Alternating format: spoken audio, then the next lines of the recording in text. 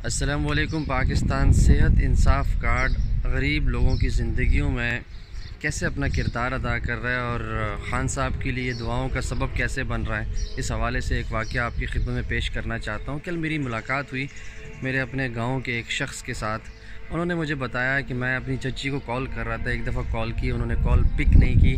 कुछ वक्त के बाद दोबारा कॉल की और वजह पूछी तो उन्होंने मुझे बताया कि बेटा मैं नमाज़ पढ़ रही थी और ख़ान साहब के लिए दुआ कर रही थी। मैंने वजह मालूम की कि चची जान ख़ान साहब के लिए कोई ख़ास दुआ वजह उसकी।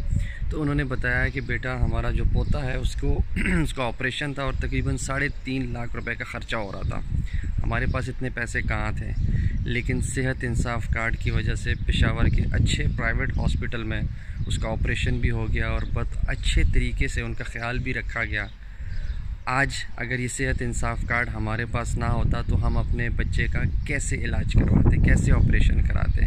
देखिए, ये एक ख़ान साहब का बहुत अच्छा इक़दाम है पाकिस्तानी अवाम के लिए। ये तो पहली दफ़ा है।